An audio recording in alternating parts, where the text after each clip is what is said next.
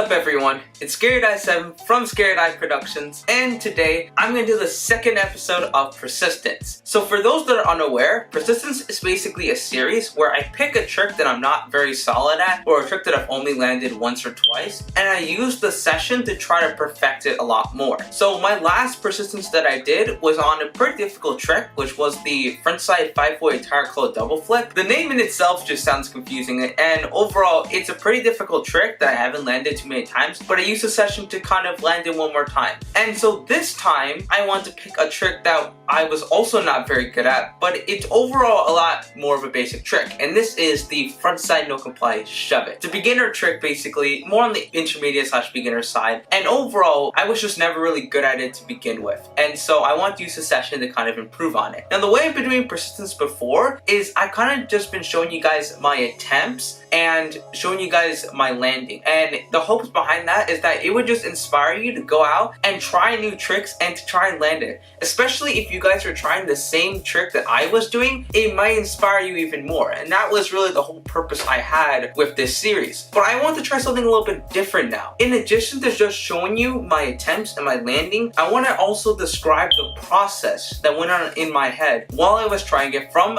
my attempts to my landings. And the hopes behind that is that not only will you guys be inspired, but you guys are going to be able to take the tips that I learned throughout trying this trick and how I applied it to the landing, and you guys can take it for yourself and apply it to your own tricks if you guys are trying to land a trick as well. It's not a tutorial by any means, but it's just stuff that I learned while skating. And skating as a whole is just kind of this community thing, right? We kind of teach each other and grow overall as a whole. So I want to improve longboarding myself and kind of communicate with you guys. That's really the whole purpose of this series. Now, with that being said, if you guys really do not like this series, then by all means hit that dislike button. I will never do the series again. But I really hope that you guys do enjoy it, because it's something that I'm really interested in doing, and I think that it can generally help you guys as well. So with that being said, let's get right into it. Alright, so while trying this trick, I ran into three main errors.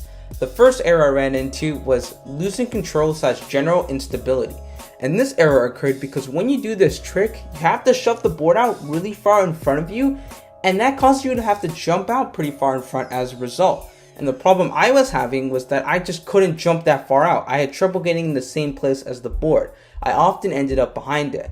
And even when I did manage to land in the same spot as the board, I had trouble keeping my balance because I just barely managed to land in the same spot. I wasn't bending my knees and I just wasn't very stable. That was the first main error I ran into. So the second main error I was having with this trick was an inability to actually get the rotation. Because unlike a frontside no comply 180, where you can kind of rely on your body to get the rotation, you cannot do that with the no comply frontside shove it, because your body is neutral and it's really your board doing the rotation. And so the main error I was having was that I couldn't get my body out of the way fast enough. And so what happened was the board just hit my body mid-rotation every single time, and it was just incredibly annoying. Eventually I learned how to fix this, but that's something I'm going to explain a little bit later. And the other error I was running into was that I was popping straight down, and so as a result the board once again hit my body, or I just wasn't able to get the rotation, which is another thing you need to know, was that the board needs to be shoved out way in front, which is something I learned later on. So the third error I ran into while trying this trick was the pop. And this is sort of an extension of the second error. If there's one thing I learned pretty early on, it's that the pop has to be forward now. Because what I was doing was that I was popping straight down. And what that caused was either to lose control or the board that just hit me. And those are the two main things that actually happened. But another thing that I learned was that you need to adjust the degree of pop that you actually do. Meaning you need to figure out whether you want to do a soft pop or a hard pop, and you kind of want to experiment with how hard or how soft you actually pop the board. And this is kind of an error I ran into, because sometimes I popped it too soft and it just wasn't a big enough rotation, or I popped it too hard. And this is something you guys kind of need to experiment with to kind of feel where you can actually control the pop. Alright, so in this portion of the video, I want to explain what I fixed in my attempts in order to actually land it, and I want to show you guys my general progression from the sketchiest to the cleanest land, so you guys can kind of see how I progressed throughout this Persistence. So the overall thing I want to mention is that I learned 3 things throughout this persistence.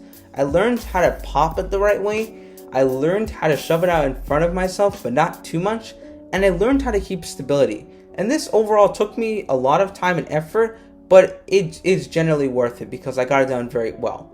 So the first important tip I want to tell you guys is, like I said before, you want to pop it like a scissor. In other words, you want to pop it diagonal, because if you just do it straight across but not up, you're not really going to be able to get the height necessary for the trick to actually do it.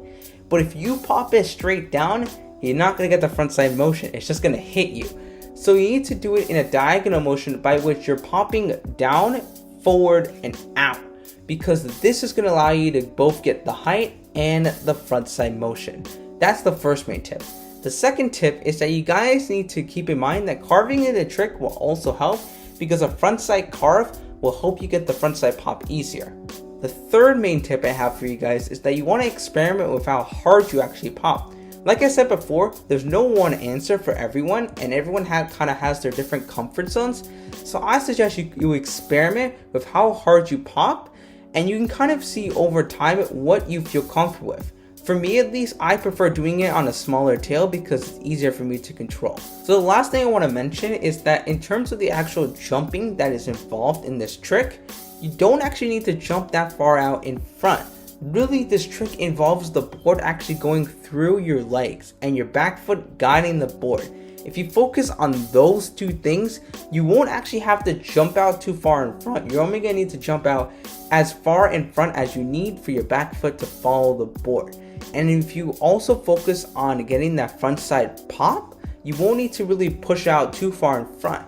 And if you focus on these 2 things, as well as kind of keeping the board close enough to you, you will also be able to be more stable. And so this last tip kind of ties everything together in my opinion. Thank you guys so much for watching this video today. If you enjoyed, make sure you leave a like and subscribe for similar content. Also, be sure to give me suggestions for future video ideas, as I will 1000% take your suggestions and make them a reality. Be sure to follow me on Instagram because that's where I kind of post all the major updates. And with that all being said, thank you guys for watching once again, and I will see you in the next video.